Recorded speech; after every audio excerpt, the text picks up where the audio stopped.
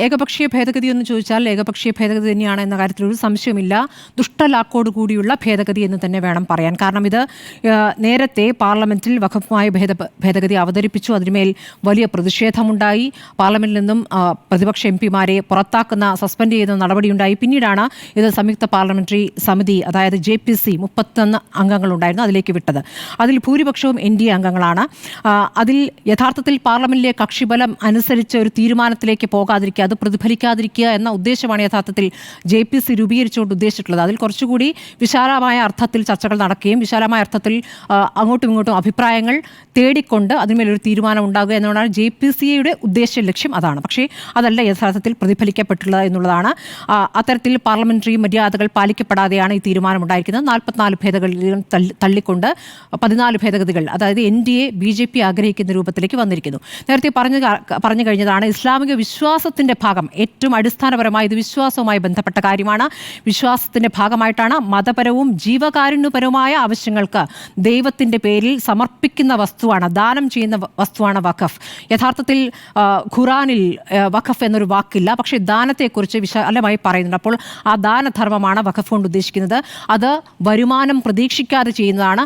അതിന് വിരുദ്ധമായ കാര്യങ്ങൾ ഉണ്ടായിട്ടുണ്ടെങ്കിൽ അതിൽ നടപടിയെടുക്കേണ്ടതാണ്. കാരണം പല ഘട്ടങ്ങളിലായി ഈ വഖഫ് നിയമം ഭേദഗതി ചെയ്യപ്പെട്ടിട്ടുണ്ട്. 54-ൽ വഖഫ് പ്രവർത്തനം ഏകോപിപ്പിക്കാൻ ഒരു നിയമം കൊണ്ടുവന്നാണ്. ഈ ഭരണഘടനയെക്കുറിച്ച് ആവർത്തിച്ച് പറയുമ്പോൾ ഭരണഘടനയുടെ അടിസ്ഥാനത്തിൽ തന്നെയാണല്ലോ അത് ഏകോപിപ്പിക്കാൻ ഒരു നിയമം 54-ൽ കൊണ്ടുവന്നത്. സംസ്ഥാനത്ത് വഖഫ് ബോർഡ്, കേന്ദ്രത്തിൽ കൗൺസിലും ഇതിൽ തീരുമാനങ്ങൾ എടുക്കുന്നു എന്നുള്ളതാണ്. 95-ൽ ആണ് വഖഫ് ബോർഡിന് കൂടുതൽ അധികാരം നൽകിക്കൊണ്ട് നിയമ ഭേദഗതി ഉണ്ടാകുന്നത്. 2013-ൽ വീണ്ടും ഭേദഗതി ഉണ്ടായിട്ടുണ്ട്. അതുപ്രകാരമാണ് ഇതുവരെ ആ വഖഫ് ബോർഡ് പ്രവർത്തിച്ചിരുന്നത്. പക്ഷേ അതിന്മേലാണ് ഇപ്പോൾ 2024-ൽ ഭേദഗതി വരുത്താനിരിക്കുന്നത്. ആ ഭേദഗതി എന്ന് ഉദ്ദേശിക്കുന്നത് വഖഫ് ബോർഡുകളുടെ അധികാര പരിധി എടുത്തു കളയുന്നതാണ്, സ്വത്ത് വിനിയോഗം നിയന്ത്രിക്കുന്നതാണ്. ഇതിൽ ഭൂമി ഉൾപ്പെടെ വഖഫ് ആക്കാം എന്ന് പറയുന്നത് വാക്കാലാണ് നൽകുന്നത്. അത് വിശ്വാസത്തിന്റെ ഭാഗമായിട്ടുള്ളൊരു കാര്യമാണ്. അതിൽ വിശ്വാസികളാണ് ഇതിൽ നിയന്ത്രിക്കുന്ന, അതിൽ ബോർഡിൽ ഉണ്ടാകുന്ന കാര്യങ്ങളൊക്കെ തന്നെ വിശ്വാസികളാണ്. പക്ഷേ അങ്ങനെയല്ല. ഇനി ഭേദഗതി വന്നാൽ ജില്ലാ കളക്ടറാണ് ഇതിൻ്റെ ട്രൈബ്യൂണലിൻ്റെ അധികാരം ഏറ്റെടുക്കുക. പറഞ്ഞു കഴിഞ്ഞതാണ്. അത് കേന്ദ്ര സർക്കാരിൻ്റെ തീരുമാനങ്ങൾക്കനുസരിച്ച് പ്രവർത്തിക്കുന്ന രൂപത്തിലേക്ക് കളക്ടർ അതിന്മേൽ തീരുമാനമെടുക്കും. മാത്രമല്ല, ആ തർക്കം തീരുന്നവരെ അത് വഖഫ് ഭൂമിയല്ല എന്ന രൂപത്തിലേക്കും വരും. ഇനി ഈ പറയുന്ന പണ്ടേയുള്ള പൗരാണിക കെട്ടിടങ്ങൾ അതൊക്കെ തന്നെയും വഖഫായി നിർത്തുന്നു പറഞ്ഞാൽ അതിൽ ഒരു തെറ്റുമില്ല. അത് വഖഫായി തന്നെ ഇപ്പോഴും തുടരുകയാണ്. അത് പൊളിക്കാനൊന്നും ഇവരാരും പോയിട്ടില്ല. അത് ആ രൂപത്തിൽ തന്നെ നിൽക്കുകയാണ്. അത് വിശ്വാസത്തിന്റെ ഭാഗമായിട്ടാണ് നൽകുന്നത്. അതിലേക്ക് എന്തിനാണ് അമുസ്ലിങ്ങളെ കൊണ്ടുവരുന്നത് അതിൻ്റെ ബോർഡിലേക്ക്? അതിൽ തന്നെ ഉദ്ദേശശുദ്ധിയിൽ സംശയമുണ്ട്. ഇവിടെ ഇപ്പോൾ കേരളത്തിലാണെങ്കിൽ ദേവസ്വം ബോർഡുണ്ടല്ലോ. ദേവസ്വം ബോർഡിൽ ഒരു ഹൈന്ദവ വിശ്വാസിയല്ലാത്ത ഒരാളെ അംഗീകരിക്കാൻ പറ്റുമോ? ഇല്ല. ഇതിപ്പോൾ നിയമസഭയിൽ നിന്ന് MLA-മാർക്കും കൂടി അതിൽ പങ്കാളികളാകുമെന്ന് പറയുമ്പോൾ വിശ്വാസികളെ മാത്രം എന്ന് കൃത്യമായി എടുത്ത് പറയുന്നത് വിശ്വാസികളെ തന്നെയാണ് അതിലേക്ക് കൊണ്ടുവരുന്നത്. ദേവസ്വം ബോർഡിൽ പൊതുപണം ഉപയോഗിക്കപ്പെടുന്നുണ്ട്. പൊതുപണം ഉപയോഗിക്കപ്പെടുന്ന ഒരു സ്ഥലത്ത് സർക്കാരിന് ആ തരത്തിൽ ഇടപെടാം. അങ്ങനെയാണെങ്കിൽ വഖഫിന്റെ കാര്യത്തിലും അങ്ങനെ ഈ പറയുകയാണെങ്കിൽ, ഈ വാദം പറയുകയാണെങ്കിൽ പൊതുപണം ഉപയോഗിക്കുന്ന സ്ഥലമാണ് ദേവസ്വം ബോർഡ്, അത് ഉപയോഗിക്കാം. ക്രിസ്ത്യൻ പള്ളികളുടെ കാര്യത്തിൽ അങ്ങനെ ഒരു സർക്കാരിന്റെ ഇടപെടൽ ഉണ്ടായിട്ടില്ല എന്നുള്ളതാണ് നമ്മുടെ മുന്നിലുള്ള കാര്യം. ഇനി ഇതുമായി ബന്ധപ്പെട്ട് ഈ സച്ചാർ കമ്മിറ്റി പറഞ്ഞ കാര്യങ്ങളിലാണല്ലോ ഈ സ്വത്തിൻ്റെ കണക്കുകളൊക്കെ വരുന്നത്. സച്ചാർ കമ്മിറ്റി പറയുന്നു, മുസ്ലിം സമുദായത്തിൻ്റെ സാമുദായികവും സാമ്പത്തികവും വിദ്യാഭ്യാസപരമായ സ്ഥിതി വ്യക്തമാക്കാൻ വേണ്ടിയിട്ടാണ് സച്ചാർ കമ്മിറ്റി വന്നത്. സച്ചാർ കമ്മിറ്റി പറയുന്നത് പ്രകാരം ശരിയാണ്, ഈ 4.9 ലക്ഷം സ്വത്തുക്കളുണ്ട്, 60 ലക്ഷം ഏക്കറിലധികം ഭൂമിയുണ്ട്. 50കളിലെ, അതായത് 1950-ലെ കണക്കനുസരിച്ച് ആ കാലഘട്ടത്തിലെ മൂല്യം അനുസരിച്ച് 6000 കോടിയിലധികം വരുമെന്നാണ് പറയുന്നത്. അപ്പോൾ ആ മൂല്യം ഇപ്പോൾ നോക്കുമ്പോൾ അത് കോടി എത്ര ഇരട്ടിയിൽ അധികമായിട്ടുണ്ട്. അപ്പോൾ ആ സ്വത്തുക്കൾ അതെങ്ങനെ ആ ന്യൂനപക്ഷം വെച്ചുകൊണ്ടിരിക്കുന്നു എന്നുള്ള ചോദ്യം അപ്പുറത്തേക്ക് വരുമ്പോഴാണ് ഈ തരത്തിലുള്ള ഭേദഗതികൾക്കുള്ള ആലോചനകൾ ഉണ്ടാകുന്നത്. യഥാർത്ഥത്തിൽ ആ വരുമാനത്തിൻ്റെ 7% ബോർഡിന് വിഹിതമുണ്ട്. നന്നായി വരുമാനമുണ്ടായാൽ സമുദായത്തിൻ്റെ തന്നെ പ്രശ്നങ്ങൾ മാറുന്ന രൂപത്തിലേക്ക് ആ പണം ഉപയോഗിക്കണമെന്നാണ് സച്ചാർ കമ്മിറ്റി നിർദ്ദേശിച്ചത്. അത് യഥാർത്ഥത്തിൽ നടന്നിട്ടില്ല. ആ തരത്തിലുള്ള ഭേദഗതികൾ വരുത്തുന്നതിൽ ഒരു തെറ്റുമില്ല. പക്ഷേ അങ്ങനെയല്ല ഈ ഉദ്ദേശം എന്നുള്ളതാണ് സംശയകരമായിട്ടുള്ള കാര്യമായി നിൽക്കുന്നത്. 70% വഖഫ് ഭൂമി കയ്യേറിയിട്ടുണ്ട് എന്നുള്ള കണക്ക് കൂടി സച്ചാർ കമ്മിറ്റി മുന്നോട്ട് വയ്ക്കുന്നുണ്ട്.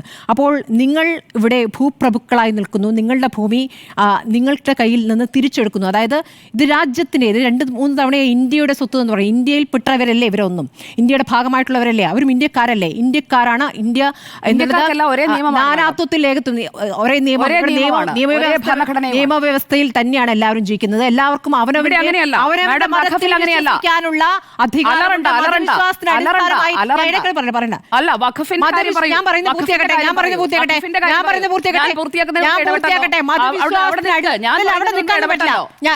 ഞാൻ പറയുന്നത് പൂർത്തിയാക്കട്ടെ.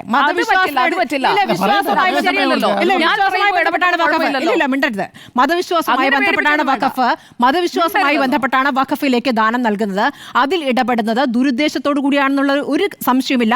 നിങ്ങൾ ഭൂപ്രഭുക്കളാണ്, നിങ്ങളുടെ സന്ദേശമാണ് ഇവിടെ കേന്ദ്ര സർക്കാർ നൽകാൻ ഉദ്ദേശിക്കുന്നത്. ഏക സിവിൽ കോഡ് നടപ്പാക്കുന്നത് പോലെ തന്നെ മുസ്ലിം ന്യൂനപക്ഷത്തെ മാത്രം ലക്ഷ്യമാക്കിക്കൊണ്ട് നടപ്പാക്കുന്ന ഈ പരിപാടി, ഇവിടെ മുസ്ലിം ന്യൂനപക്ഷം, ഇവിടെ നിങ്ങൾ ഞങ്ങൾ എന്ന് പലതവണ ഇവിടെ കേന്ദ്രമന്ത്രിമാരടക്കം പറഞ്ഞിട്ടുണ്ട്. ഞങ്ങൾ നിങ്ങൾ ഇവിടെ ഭൂരിപക്ഷമാണ്, കമ്മ്യൂണൽ ഡിവൈഡൊക്കെ നിങ്ങൾ ഉണ്ടാക്കി കഴിഞ്ഞു. ഭൂരിപക്ഷമാണ് ഇവിടെ കാര്യങ്ങൾ തീരുമാനിക്കുക എന്ന് പറഞ്ഞത് അലഹബാദ് ഹൈക്കോടതി ജഡ്ജിയാണല്ലോ. കമ്മ്യൂണൽ ഡിവൈഡ് ഉണ്ടാക്കിയ ജഡ്ജി ഇവിടെ ഞാൻ ആ നിലപാടിൽ ഉറച്ചു നിൽക്കുന്നു എന്ന് പറഞ്ഞ രാജ്യമാണ്. ഇനി അങ്ങോട്ടാണ് പോകുന്നത്. ഇത് ഏകപക്ഷീയമായ ഭേദഗതിയാണെന്നുള്ള കാര്യത്തിൽ എനിക്കൊരു തർക്കവുമില്ല. സുജി, ഇതിൻ്റെ അകത്തെ ഈ വഖഫിൻ്റെ ഒരു ഭൂമി അവരുടെ കൈവശം വർഷങ്ങളായിരിക്കുന്ന ഭൂമി, അതിന് ഭേദഗതി മാത്രമാണല്ലോ വരുത്തുന്നത് അല്ലേ? അതിൻ്റെ അകത്ത് നിങ്ങൾ ഈ കമ്മ്യൂണൽ സംവിധാനങ്ങളെ കുറിച്ച് പറയുന്നതിനകത്ത് എനിക്ക് അഭിപ്രായ വ്യത്യാസമുണ്ട്. കാരണം സുജീവ് പറഞ്ഞു വന്നതിൻ്റെ അകത്തുള്ള പ്രശ്നം എന്ന് പറയുന്നത് BJP സംബന്ധിച്ചിടത്തോളം BJP ഗവൺമെൻറ് 10 പ്രതിപക്ഷ MP-മാരെ 10 പേരെയാണല്ലോ അതിൻ്റെ അകത്ത് ഉൾപ്പെടുത്തിയത്. പിന്നെ 16 പേര് പിന്നെ NDA ഭാഗത്തുനിന്നും വെച്ചു. അപ്പോൾ 10 പേരും അവരെതിർത്ത് തന്നെയല്ലേ വോട്ട് ചെയ്തത്. നിങ്ങൾ NDA ഭാഗം തന്നെയല്ലേ അത് ഭേദഗതി അങ്ങനെ തന്നെയല്ലേ വരുള്ളൂ. അതിനകത്ത് എന്താ വലിയ കാര്യം? 16 പേര് NDA അത് ചർച്ച അങ്ങനെയാണെങ്കിൽ 34 യോഗം ചേർന്നല്ലോ. 34 യോഗം ചേർന്നതിന്റെ അകത്ത് അവർ പറഞ്ഞു ഒരു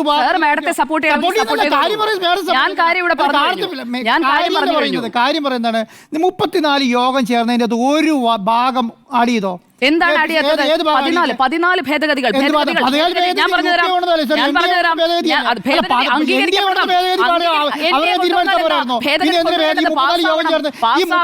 JPC യോഗം ചേർന്ന് എന്തിനു വേണ്ടിയിട്ടാണ്? അവരുടെ ഭാഗം കേൾക്കാൻ വേണ്ടിയിട്ടല്ലേ? അവർ ഒരു ഭാഗം കേട്ടോ പറഞ്ഞു. ഭാഗമായുള്ള സംവിധാനത്തിൽ എന്തിനാണ് മുസ്ലിങ്ങൾ? അതിൽ തന്നെയുണ്ട് ദുരുദ്ദേശം. ഇപ്പൊ നേരത്തെ ചോദിച്ചതുപോലെ വനിതകളെയും ഉൾപ്പെടുത്തുന്നുണ്ട്, അതും ദുരുദ്ദേശമായിരിക്കും. അല്ലല്ലോ, അത് പറഞ്ഞില്ലല്ലോ. അറിയാത്ത കാര്യത്തെ കുറിച്ച് എന്തിനാ പറയുന്നത്? വനിതകൾ അങ്ങനെയാണെങ്കിൽ നിങ്ങൾ 3 പേരും കൂടെ വാദിക്കൂ. സുജിയുടെ അഭിപ്രായം പറയാം, ഞങ്ങൾ നമ്മുടെ അഭിപ്രായം പറയാം, എന്റെ അഭിപ്രായം ഞാൻ പറയും. ഭൂരിപക്ഷത്തിന്റെ തീരുമാനം നടപ്പാക്കുന്നു എന്നാണ് ഈ ചർച്ചയിൽ പറയുന്നത്. ഇവിടുത്തെ ഭൂരിപക്ഷം ഒരു അഭിപ്രായം ഏകപക്ഷീയമായ ഭേദഗതിയാണോ ചോദിച്ചാൽ 16 പേര് NDA ഭാഗത്ത് വെക്കുന്നു, 10 പേര്. ഞാൻ ചോദിക്കട്ടെ, അതിന് ലീഗലായി എങ്ങനെയാണോ JPC കോൺസ്റ്റിറ്റ്യൂട്ട് ചെയ്യേണ്ടത് അതിൽ നിന്ന് ഉണ്ണിസാറിനോട് ചോദിക്കും. ഉണ്ണിസാർ എത്ര JPC റിപ്പോർട്ട് ചെയ്തതാണ്, ഞാനും റിപ്പോർട്ട് ചെയ്തതാണ്. JPC എന്താണ് കണ്ടിട്ടുള്ളതാണ്. ഉണ്ണിസാർ പറയൂ, JPC എങ്ങനെയാണ് കോൺസ്റ്റിറ്റ്യൂട്ട് ചെയ്യുന്നത്? ഓരോ കക്ഷികളുടെയും കൃത്യമായ എണ്ണം അനുസരിച്ചാണ് JPC കോൺസ്റ്റിറ്റ്യൂട്ട് ചെയ്യുന്നത്. ഇന്ത്യക്ക് 10 അങ്ങനെ വിഭജിക്കുകയല്ല. JPC കൃത്യമായി കക്ഷികളുടെ അംഗസംഖ്യ അനുസരിച്ചാണ് JPC അംഗങ്ങളെ നിശ്ചയിക്കുന്നത്. അല്ലെങ്കിൽ ഉണ്ണിസാർ പറയട്ടെ, JPC എങ്കിലും റിപ്പോർട്ട് ചെയ്തതാണല്ലോ. ഒരു മിനിറ്റ്, JPC എങ്ങനെയാണ് രൂപീകരിക്കുന്നതെന്ന് എല്ലാവർക്കും അറിയാം. ആർക്കും അറിയാത്ത പ്രശ്നമില്ല. JPC എങ്ങനെ രൂപീകരിക്കുന്നത് എല്ലാവർക്കും അറിയാം. പക്ഷെ ഒരു കാര്യം അതായത് ഒരു പാർലമെന്റിൽ ഒരു JPC രൂപീകരിക്കുമ്പോൾ അവരുടെ ഭാഗം കൂടെ കേട്ട് അതും കൂടെ ഉൾപ്പെടുത്താൻ പറ്റില്ല. 14 ഭേദഗതി NDA കൊണ്ടത് 16 ഭേദഗതി. ചോദിക്കട്ടെ, NDA BJPയുടേതാണ് 16 അംഗങ്ങളെങ്കിൽ വാദത്തിന് വേണ്ടിയെങ്കിലും സമ്മതിക്കാം. ഇവിടെ കൂടെ നിൽക്കുമെന്ന് കരുതിയ ആളുകൾ പോലും, എല്ലാ പാർട്ടികൾക്കും കൃത്യമായ പ്രാതിനിധ്യം അതിലുണ്ടായിരുന്നു. JPC-യിൽ എത്ര പേരെയാണ് അതിൽ കോൺസ്റ്റിറ്റ്യൂട്ട് ചെയ്തത്, എങ്ങനെയൊക്കെ ഏതൊക്കെ പാർട്ടികളുടെ അംഗങ്ങളാണ് ഉള്ളത് എന്നതുകൂടി ഒന്ന് നോക്കൂ, അപ്പോൾ മനസ്സിലാകും. അല്ലാതെ NDA തങ്ങൾക്ക് ജയിക്കാൻ വേണ്ടി 16 പേരെ കൊണ്ടുവച്ചു, ഇവിടെ 10 പേരാണ്. അങ്ങനെയല്ല, 10 ആയിരുന്നില്ല ഇന്ത്യ മുന്നണിയുടെ കണക്ക്. 10-ൽ കൂടുതൽ കിട്ടുമെന്ന് പ്രതീക്ഷിച്ചു, കിട്ടിയില്ല. കഴിഞ്ഞ തെരഞ്ഞെടുപ്പിൽ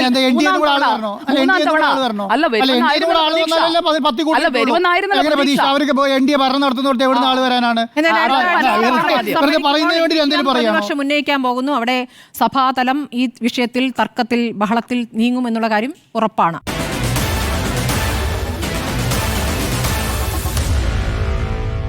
Meet the editors.